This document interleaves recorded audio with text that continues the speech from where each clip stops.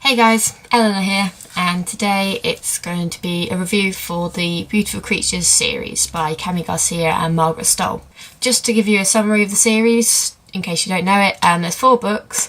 The first one is called Beautiful Creatures, which recently got turned into a movie, and they are basically of the fight between light and dark and supernatural elements and things like that, and there's a mortal boy and a caster girl, which means she's got magic basically, and they can't be together but they're in love, and there's a whole range of things keeping them apart.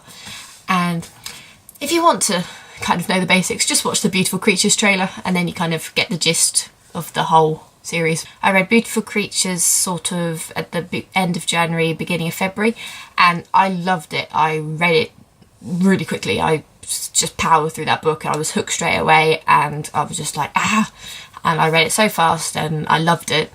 It did take me a few months to actually read the following 3 books due to university. I had to do a lot of set reading at that time, so I didn't really have any much time to read for fun.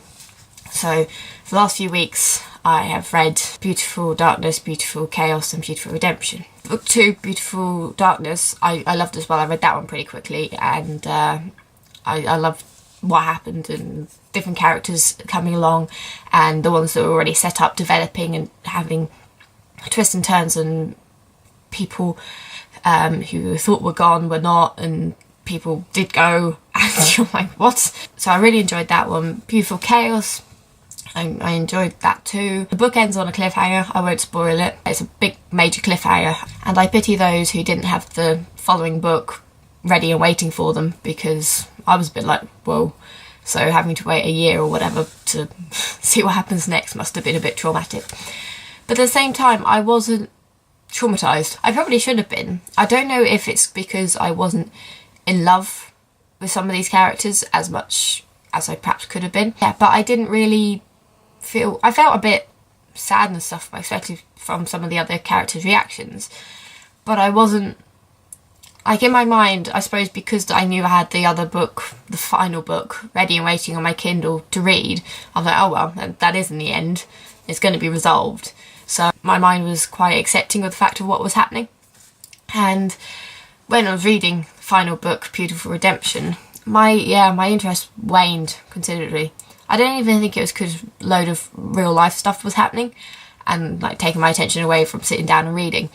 It's just, on my Kindle, Beautiful Redemption stayed at 80% for a good 2-3 days, and having 20% left the book, that was probably 100 pages, if that. It stayed like that. I just didn't have the need to think, oh, I need to see what happens next, I need to see how it's all resolved, I need to see what happens and who survives and who doesn't, and who's going to triumph and whatever. I just didn't have that thirst to find out what happened. So it did stay like that for a few days, and then last night I was like, okay, I need to read this. With Beautiful Creatures ones, my interest did wane slightly as I was reading them.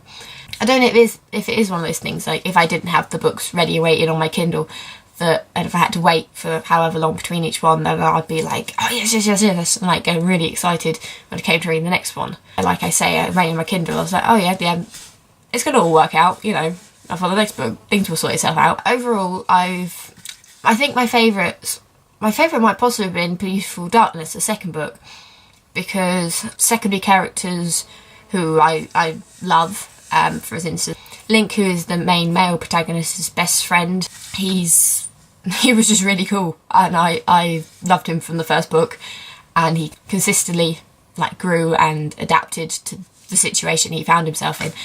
And I think the fact that he and also his character Ridley, who's pretty amazing, and you never quite know what she's going to do next, she's a bit crazy, how they progressed through the books, they were sort of my favourite. And well, all the characters really, there was always character development, and no one really did anything that was unexpected.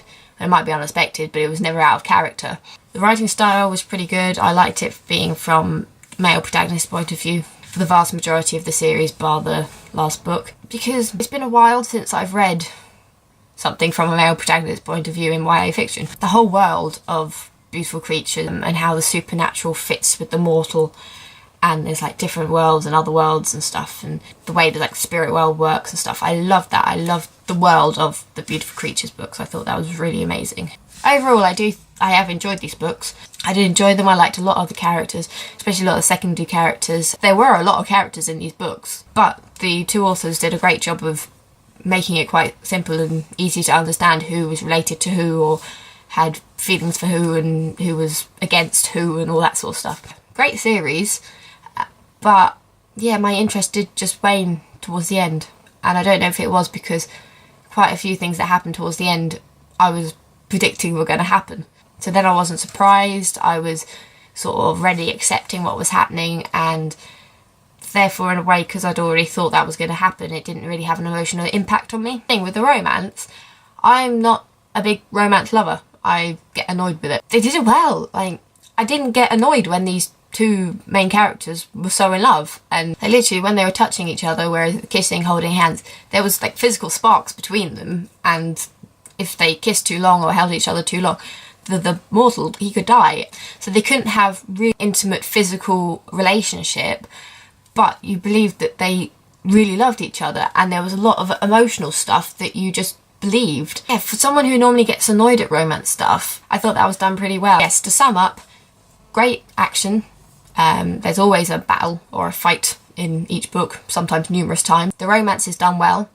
All characters are well developed and steadily progress throughout the series. There are surprises. I may have not been surprised by some of them. I did enjoy them. Yeah, definitely recommend them. That is my thoughts on the Beautiful Creatures series by Cami Garcia and Margaret Stohl. Let me know what you think below if you've read the books. Yeah, tell me if you kind of saw some things coming. One for spoilers. Do all the normal YouTubey things like liking and subscribing and commenting. And I shall see you next time.